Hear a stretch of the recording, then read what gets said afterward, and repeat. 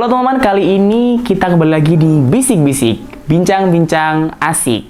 Nah, kalian pasti seringkali mengalami pengalaman horor atau cerita dari teman-teman tentang hal-hal mistis. Kita kan pasti berdampingan dengan hal-hal mistis gitu. Kali ini saya, Faik atau Fawas, akan bercerita tentang pengalaman mistis yang aku sendiri rasain dan aku sendiri alami. Yang waktu itu bermula aku naik gunung bersama teman-temanku. Kebetulan itu ada acara komunitas di salah satu bukit. Kita naik gunung bersama, itu sekitar ada 6 orang. Nah, kejadian ini yaitu kejadian dimana temanku remblong dan naik sepeda motor remblong gitu. Dan aku yang merasa ada hal-hal mistis, hal-hal janggal seperti itu. Nah, yang bermula waktu itu aku naik gunung sekitar kita sampai base camp itu sekitar jam 3. Kita mulai naik, anak 6 itu jam 3, setengah 4. Dan kita sampai di puncak bukit ya. Bukit itu biasanya kan puncaknya sama tempat campnya itu berdekatan atau di puncaknya itu biasanya. Nah,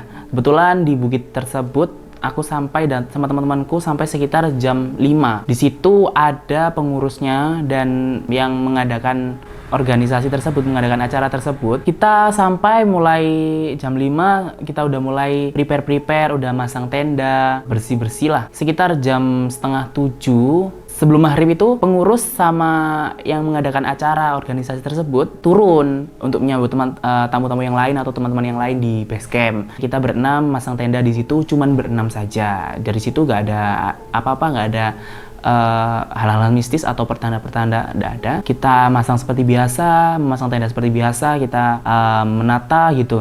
Sekitar setengah 7 tuh ada temen laki-laki baru sampai di puncak sendirian. Ya, kita waktu itu ada yang masak, ada yang bersih-bersih, masih ada yang sholat gitu, ada yang bantu-bantu mas-masnya tadi. Setelah kita beres-beres, kita masak, udah selesai semua, masnya juga sudah selesai. Di sebelah kiri aku tadi yang masang tenda gitu, itu kita ngobrol bareng di depan tendanya masnya itu masang matras gitu. Setelah itu kita ngobrol bareng agak lama, sekitar jam 8 atau setengah 8, teman-teman yang lain mulai datang. Ada namanya Mbak Riri sama adiknya di sebelah aku masang tenda, kita bantu. Dan mbak-mbak yang lain-lainnya ada Mbak Nanda dan teman-temannya gitu. Kita bantu masang, setelah itu kita ngobrol lah. Setelah masang, mereka bersih-bersih, kita memutuskan untuk pindah tempat untuk lebih ke tengah lagi agar semuanya bisa join ngobrol bareng, ngopi bareng gitu. Waktu kita bersih-bersih aman, tapi ketika waktu kita mengangkat matras nih ya, memindahkan matrasnya nih, di bawah matras kita itu ada ular. Ularnya itu sebenarnya kecil, seukuran kelingking ya mungkin. Kelingking ya, panjangnya ya agak seberapa panjang. Dari situ anehnya aku mulai ngerasa kok tiba-tiba ada ular. Ya mungkin aku positif aja dekat sumber mata air, jadi mungkin oke lah, mungkin dari sumber mata air gitu. Ada temanku yang memang bisa berani untuk membuang ular tersebut. Dibuanglah, kita pindah, kita ngobrol-ngobrol. Aku ketika mereka sudah asik ngobrol, aku ngajak ngobrol yang anak kecil tadi. Temanku yang kecil tadi, anak kecil itu masih an. Nah, itu tadi ular apa sih? Nggak tahu mas, kayaknya ular sungai, ular air gitu. Tapi anehnya itu mas, kepalanya itu ada kayak batu atau kayak buletan gitu di atas kepalanya gitu katanya gitu. Aku kurang tahu kan. Nah oke lah, aku anggap ya udah biasa, mungkin salam kenal dari penghuni situ buat kita mungkin gitu. Nah kita lanjut ngobrol, teman-teman yang lain mulai datang sekitar jam 8:30, mulai datang jam 9, setengah 9. Kita ngobrol biasa soal pendakian, kita ngobrol juga soal tips and trik selama pendakian gitu ya. Kita kenal-kenalan juga. Kita di situ ada yang datang pengurusnya sama yang mengadakan, kita bakar-bakar di situ. Sekitar jam berapa ya? Sekitar setengah 10 mungkin. Itu ada temennya mas yang sebelah ini loh datang. Terus aku tanyain kok lama banget mas gitu. Katanya yang temennya tadi jawab, tanya juga kok lama sih, katanya habis isya udah naik gitu. Katanya masih beli nasi goreng sama beli gorengan gitu. Terus tanya lagi nih, mas kok kok berani naik sendirian, nggak bawa senter sama sekali ya kan, pencahayaan hanya HP saja, tapi kadang-kadang katanya HP-nya nggak dipakai kok, aku taruh saku gitu katanya. Nah terus kok berani? Iya tadi ada temennya juga kok di depan, ada sekitar 4-5 pendaki dan ada kayak lampu 3 katanya gitu buat penerangan. Terus aku jawab lah mas, tadi kok selama masnya lo nggak ada yang naik lagi, kan masnya naik setengah 10 ya. Terakhir naik itu jam setengah 9 guys. Nah kan jaraknya jauh banget kalau memang itu ya kan naik bersama. Dan oke lah aku anggap oh ya udah mungkin penunggu situ mau kenalan sama masnya, mau main sama masnya gitu. Kita mulai ngajak ngobrol. Dari situ kita ngobrol-ngobrol biasa. Setelah agak malam ya, sekitar jam 10, setengah 11 itu kita ngobrolnya mulai masuki yang horor. Dimana yang kita obrolin itu kita kebetulan kan podcast di situ. Waktu ngobrol horor itu memang kita bikin podcast. Kita rekam juga. Nah, kita merasa di situ yang awalnya cerah ya, ada bulan, ada bintangnya jelas banget. Bahkan pemandangan gunung di sebelah-sebelahnya itu masih kelihatan. Tapi tiba-tiba nggak tahu kenapa, tiba-tiba nih ketutup awan, tapi sebagian saja yang di atasnya Tugu itu kayak ketutup awan dan anginnya itu sangat kencang banget. Tapi harusnya kan kalau kita kedinginan nih ya, anginnya banyak, kita merasa dingin dong. Tapi nggak tahu kenapa aku sama beberapa teman ngerasa kok panas ya, terutama di bagian belakang. Kebetulan di belakangku kan Tugu gitu, jadi kayak memang ngerasa di situ. Nah ceritanya itu kita podcast di situ, si Mbak Nanda itu menceritakan bahwa pernah ke salah satu bukit di sebelah ya daerah Mojokerto situlah, daerah Mojokerto. Pulang-pulangnya itu banyak gangguan, tasnya hilang tapi ketika dicari nggak ada. Padahal jaraknya bener-bener cuman kayak 5 menit lah, tapi nggak ada udah. Tas besar bener-bener besar, kayak besar lah, ditaruh di depan sini nggak tahu kapan jatuhnya, terus nggak tahu hilangnya kemana, nggak ada, dicari nggak ada. Di sampai kos juga katanya sering diganggu, sering ada suara, sering sakit-sakitan gitu. Dan beberapa hari katanya sering sebelum dibersihkan sama temennya itu sering kamar kosnya itu berantakan. Kucingnya juga nggak pernah masuk kamar katanya beberapa hari itu. Dan akhirnya temennya curhat lah ke temennya, Nanda itu tadi curhat ke temennya, akhirnya dibersihkan lah sama temennya dan bisa jadi dibersihkan. Nah setelah Mbak Nanda tadi bercerita, kita lanjutkan podcast. Kebetulan Mbak Nanda itu bisa melihat hal gaib, terus juga punya penjaga gaib juga, terus juga pendamping gaib gitu. Terus Mbak Rere itu juga kebetulan bisa melihat, juga bisa punya penjaga gaib juga.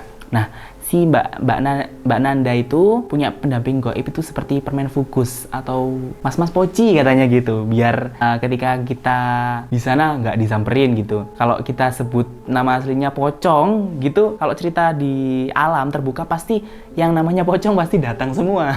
Setelah kita podcast kita cerita tentang Mbak Nanda tadi, berhubung sudah malam sekitar jam 11:30 atau jam 11 gitu, kita memutuskan untuk masuk karena ya tadi hawa udah mulai dingin tapi kita merasa panas, terus udah mulai mendung takutnya hujan, jadi sebagian udah mulai masuk ke tendanya masing-masing. Tinggal aku, beberapa temanku, sama mas-mas tadi sebelahku. Kalau nggak salah namanya Mas Toto. Ada aku, teman-temanku Mas Toto, Mbak Nanda, sama Mbak Rere, sama adiknya Mbak Rere gitu. Kita ngobrol lagi, aku tanya-tanya. Tadi kita selama podcast itu ada apa saja sih?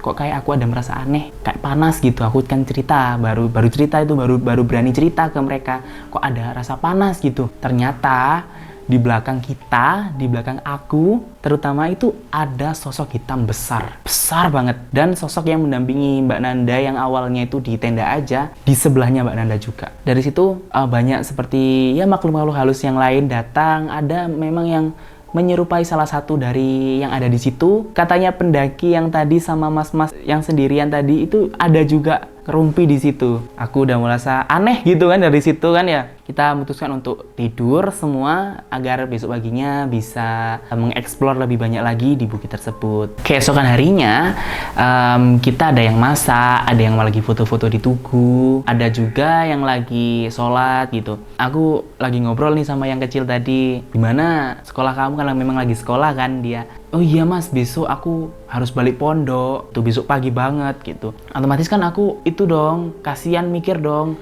kasihan kalau nanti pulangnya kesorean. Ya akhirnya aku bilang ke teman-temanku, ayo kita pulang lebih awal daripada teman-teman yang lain gitu. Dari situ udah mulai beres-beres, aku kayak nggak mau pulang. Aku marah-marah kayak ke teman-temanku, nggak pulang dulu deh, nanti aja nunggu teman-teman yang lain, kita foto-foto bareng. Terus si temanku yang kecil tadi bilang kalau, mas gimana itu aku besok itu loh mas mau balik pondok. Ya udah, aku mikir ya udahlah, kita turun aja. Kita turun, kita pamitan ke semuanya. Kita pamitan ke semuanya nih sempat dilarang sama temenku yang memang bisa tadi, yang Kak Rere sama Kak Nanda. Kok gak nanti aja kita pulang bareng? Kayaknya jangan pulang dulu deh gitu. Biar foto bareng, mungkin alasannya gitu. Sebenarnya mereka sudah tahu. Dan kita turun, ya udah kita turun aja. Kita izin turun dulu. Sekitar pukul 6:30 itu kita mulai turun. 6:30 kita turun sampai di pos berapa ya, pos ada salah satu pos yang memang di situ banyak seperti pohon-pohon yang memang besar-besar banget. Ada pohon romusa,